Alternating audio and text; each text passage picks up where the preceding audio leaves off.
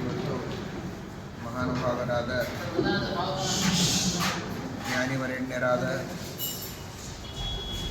ಭಕ್ತಾಗ್ರೇಸರರು ವೈರಾಗ್ಯ ಶಿಖಾಮಣಿಗಳು ಅಂತನಿಸಿಕೊಂಡ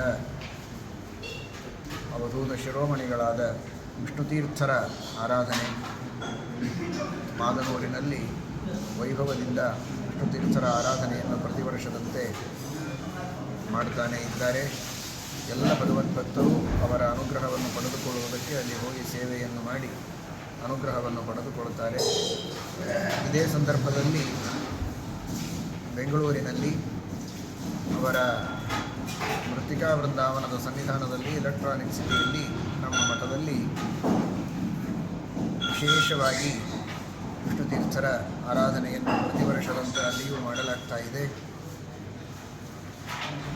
ಭಾಗವತ ಸಾರೋದ್ಧಾರ ಲೇಖನ ಯಜ್ಞ ಎಂಬ ಹೆಸರಿನಲ್ಲಿ ವಿಷ್ಣುತೀರ್ಥರ ಶ್ರೀಮದಾಚಾರ್ಯರ ವೇದವ್ಯಾಸದೇವರ ಸೇವೆಯನ್ನು ಮಾಡಬೇಕೆಂಬ ಸಂಕಲ್ಪದಿಂದ ಘೋಷಣೆಯನ್ನು ಮಾಡಿದಾಗ ಸುಮಾರು 180 ಜನ ಸಮಗ್ರ ಭಾಗವತ ಸಾರೋದ್ಧಾರದ ಲೇಖನವನ್ನು ಮಾಡಿ ಆ ಲೇಖನದ ಯಜ್ಞವನ್ನು ವಿಷ್ಣುತೀರ್ಥರಲ್ಲಿ ಅಂತರ್ಯಾಮಿಯಾದ ಭಾರತೀಯ ರಮಣ ಮುಖ್ಯ ಪ್ರಾಣ ಅಂತರ್ಗತ ವೇದವ್ಯಾಸದೇವರಿಗೆ ಸಮರ್ಪಣೆಯನ್ನು ಮಾಡುತ್ತಾ ಇದ್ದಾರೆ.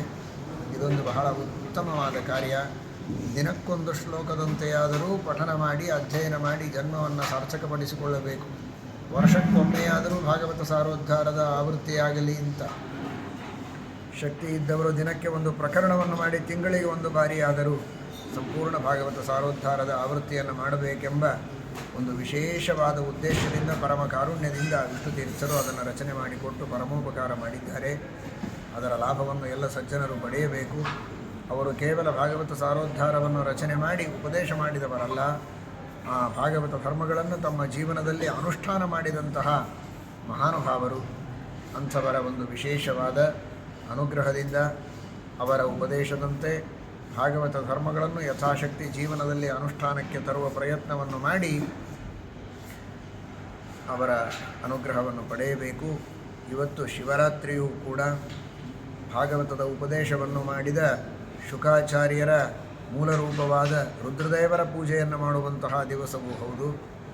ಆ ಶ್ರೀಮದ್ಭಾಗವತವನ್ನು ವಿಶೇಷವಾಗಿ ಪಾಠ ಪ್ರವಚನ ಮಾಡಿ ಭಾಗವತ ಸಾರೋದ್ಧಾರವನ್ನು ಸಂಗ್ರಹ ರೂಪದಲ್ಲಿ ರಚನೆ ಮಾಡಿಕೊಟ್ಟ ವಿಷ್ಣುತೀರ್ಥರ ಸ್ಮರಣೆ ಮಾಡುವಂತಹ ದಿವಸವೂ ಹೌದು.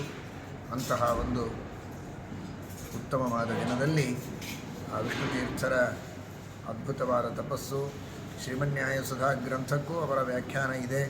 ನಿತ್ಯದಲ್ಲಿ ಶ್ರೀಮನ್ಯಾಯಸುಧಾ ಗ್ರಂಥದ ಪಾಠ ಹೇಳುವಾಗ ತಮ್ಮ ಆಸನದ ಕೆಳಗೆ ಒಂದು ತಾಮ್ರದ ನಾಣ್ಯವನ್ನು ಇಟ್ಟುಕೊಂಡಿದ್ದರೆ ಪಾಠ ಮುಗಿಯೋದರಲ್ಲಿ ಅದು ಬಂಗಾರದ ನಾಣ್ಯವಾಗ್ತಿತ್ತಂತೆ.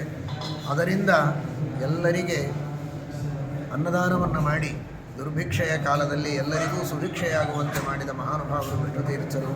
ಸುಮಧ್ವ ವಿಷಯವನ್ನು ನಿತ್ಯದಲ್ಲಿ ಪಾರಾಯಣ ಮಾಡಿದರೆ, ಕೆಲವಿದ ತಂಬಿಗೆಯನ್ನು ಹಿಡಿದು ಪಾರಾಯಣ ಮಾಡಿದರೆ ಅದು ಶ್ರೇಷ್ಠವಾದ ಶುದ್ಧವಾದ ಬಂಗಾರದ ತಂಬಿಗೆ ಆಯಿತು ಅಂತ. ಅಷ್ಟು ಸುಮಧ್ವ ವಿಜಯವೂ ಸರಿ, ಶ್ರೀಮನ್ಯಾಯಸುಧಾ ಗ್ರಂಥವೇ ಸರಿ, ಭಾಗವತವೇ ಸರಿ, ಪಾಠ ಹೇಳಿದರೆ ಪಾರಾಯಣ ಮಾಡಿದರೆ ಅಷ್ಟು ಭಕ್ತಿಯಿಂದ ಮಾಡಬೇಕು ಅಂತ ಅವರ ಜೀವನದಿಂದ ನಾವು ಕಲಿಯಬಹುದು.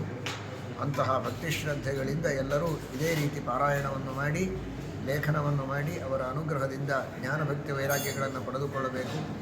ಈ ಲೇಖನ ಯಜ್ಞವನ್ನು ಮಾಡಿದ ಇಲ್ಲಿ ವ್ಯವಸ್ಥೆಯನ್ನು ಮಾಡುವ ಎಲ್ಲ ಭಗವದ್ಭಕ್ತರಿಗೂ ಕೂಡ ವಿಶೇಷವಾಗಿ ದೇವರ ಅನುಗ್ರಹವಾಗಲಿ ಎಂಬುದಾಗಿ ಪ್ರಾರ್ಥನೆಯನ್ನು ಮಾಡ್ತೀನಿ.